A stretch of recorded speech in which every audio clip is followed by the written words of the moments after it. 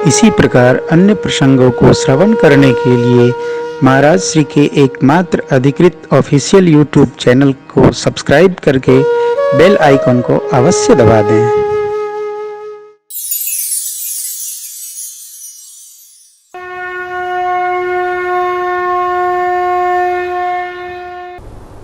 आनंद महोत्सव के मध्य में क्रमशः कैकेयी अम्बा ने एक और सुमित्रा माँ ने 2 पुत्रों को जन्म दिया।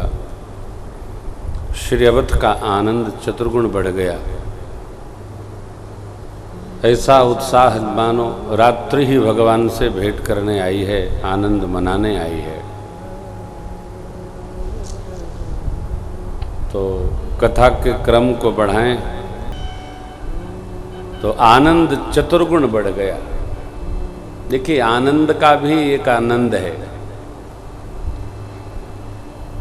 आता है तो आता ही रह जाता है, और जब जाता है तो आने का नाम नहीं लेता है।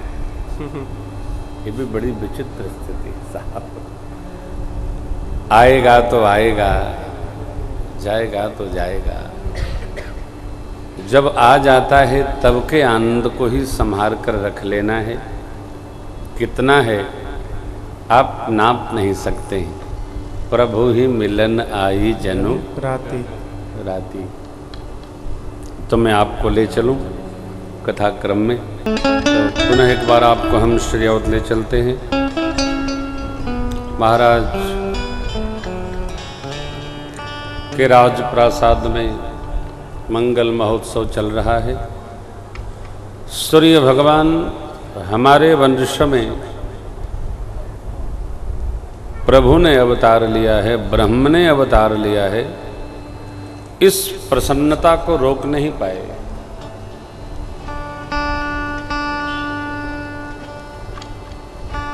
कुल और वंश 2 शब्द कल आए थे।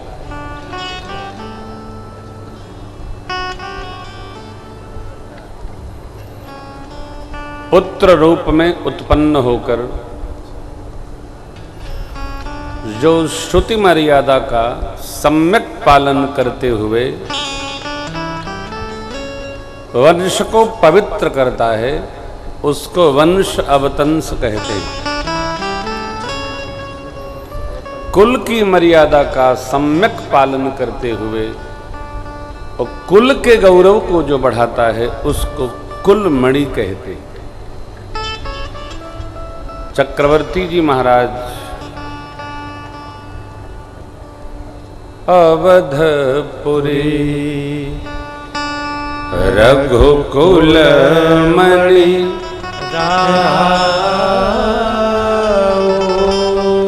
चक्रवर्ती जी रघुकुल के मणि भय, और श्री राघव हमारे वंश के रत्न भय।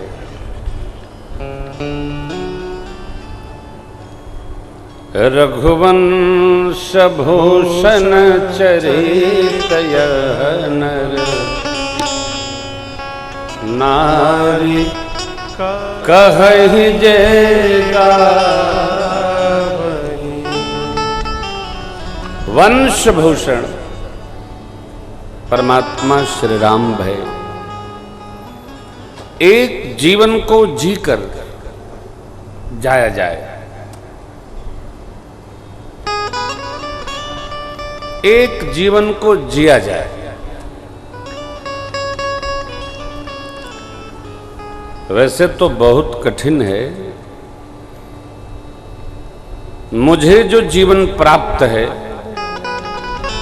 उसको मैं कितना जी पा रहा हूं, जीता जा रहा हूं, ये मुझे ही समझना होगा।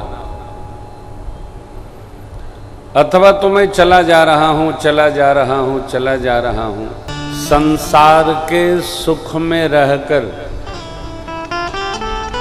ऐश्वर्यों को प्राप्त कर,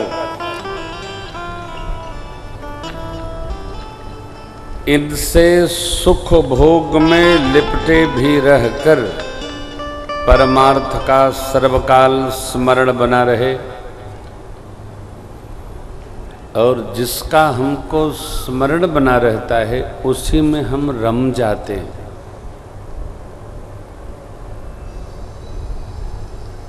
बारंबार कथा में परमार्थ शब्द आता है। भगवान परमार्थ स्वरूप हैं, भगवान सत्य स्वरूप हैं, भगवान विवेक स्वरूप हैं, भगवान ज्ञान स्वरूप हैं, भगवान अभेद स्वरूप हैं, भगवान निर्विकार स्वरूप हैं। जो जैसा होता है उसको पाने के लिए वैसा ही होना होता है।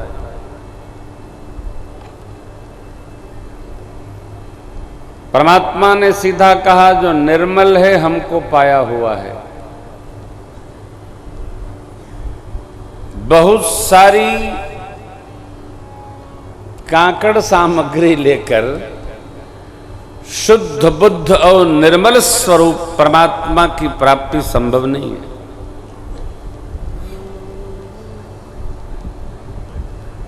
आज प्रातःकाल राजन जी से कह रहा था कि बेटे कथा तो बहुत है, ग्रंथ भी बहुत है, और जितने लोग कथा में सुनने वाले हैं, गाने वाले हैं, सुनाने वाले हैं, राम जी के बारे में सब उतना जानते हैं, उससे भी अधिक जानते हैं जितना हम सुनाते हैं। फिर भी ऐसा क्या है रामचरित्र में कि बार बार गाने पर, बार बार सुनने पर भी गाने सुनने का मन करता है और सुनने में आनंद बहुत आता है। क्या है? त्रेता के राम वही राम द्वापर के श्री कृष्ण हो गए। तत्पश्चात कलिकाल आया। कलिकाल में भी वह चरित्र इतना व्याप्त है, इतना दिव्य है कि बार बार सुनने का मन करता है। हम लोग साल भर कथा ही करते रहते हैं, न गाने वाले थकते हैं, न सुनने वाले थकते हैं, न सुनाने वाले थकते हैं, न बुलाने वाले थकते हैं। अरे चलता ही रहता है। क्या है?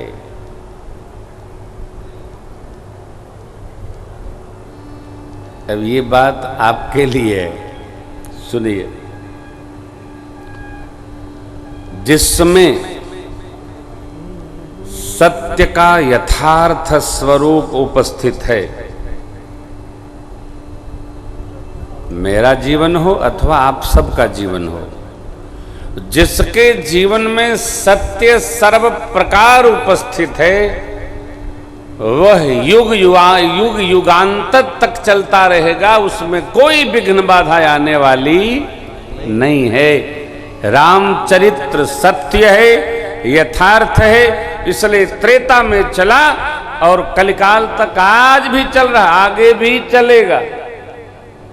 आप चाहते हो कि आपका जीवन भी ऐसा ही बने, तो जीवन को सत्य पर उतारने का प्रयास करें। जो सत्य है वही अक्षुण है। कल भी चर्चा आई थी, जो असत्य है वो रहेगा नहीं। सांख्य दर्शन कहता है सत्य ही सर्वकाल भासता है, असत्य नहीं।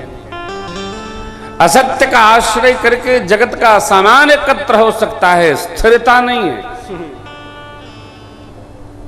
टिकने वाला नहीं है।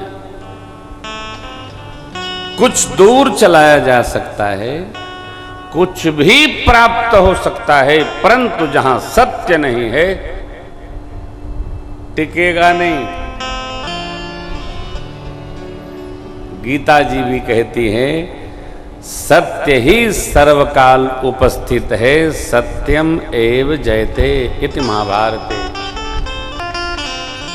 इसलिए हम आप जिस राम का स्मरण करते हैं, जिस राम का चरित्र गाते हैं, वो राम सत्य है। और सत्य राम होने के कारण युगों युगों में हमारे पहले भी लोग आ गए, हमारे बाद भी लोग आएंगे, आपके पहले भी लोग सुन गए, आपके बाद भी लोग सुनते आएंगे। ये मिटने वाला नहीं है, युग बदलेगा। चरित्र यही चलेगा। राष्ट्र कवि की पंक्तियां श्री स्वामी जी निवेदन की है, राम तुम्हारा चरित्र स्वयं ही काव्य है, कोई कवि बन जाए सहज संभाव्य है। भगवान का यह चरित्र कौन? शुभ चरित्र। बाबा माँ से कहते हैं, दिव्य मास दिवस कर दिवस भा मर्म न जाने को, रथ समेत रवि थाक वो अब निशा कवन बिधि हो। सूर्य भगवान आकर अवध के ऊपर खड़े हुए, 1 माह तक सूर्यास्त भया ही नहीं, रात गई नहीं। कहां? अयोध्या जी में दिन ही दिन बना रहा। मैं कल आपसे निवेदन किया था, सूर्य भगवान की अनुपस्थिति ही अंधकार है, प्रकाश नहीं तो अंधकार। अब सूर्य भगवान आ गए तो परम प्रकाश। क्यों? सूर्य को भी जहां से प्रकाश तत्व प्राप्त होता है वह परमात्मा है।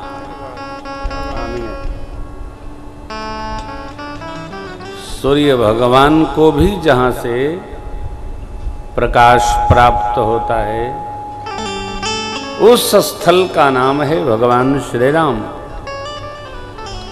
हे तो कृषानु भानु हिमकर को, तो सूर्य नारायण का भी मानो स्तंभन हो गया। कैसे? जैसे 10-12 साल के बच्चों से कह दीजिए जाओ बाजार से अमुक सामान लाओ, और वहां कोई मदारी भालू नचा रहा हो, तो बच्चे ये नहीं जानते हैं कि हमको जो कार्य कहा गया है वो कितना महत्वपूर्ण है। वो भालू का नाच देखने लगे। अब 10 मिनट तक नाच देखे, फिर सामान लेके गए।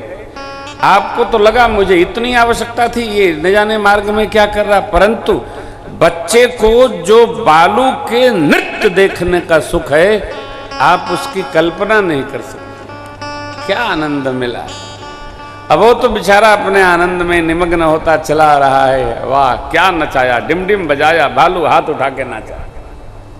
आपको अपने समय की पड़ी है। तो सूर्य भगवान का स्तंभन किसने किया? तो परमात्मा से हो गया, करना नहीं पड़ता। जो जब चुंबकत्व का घनत्व बढ़ता है तो स्वतः आकर्षण होता चला जाता है। हो गया।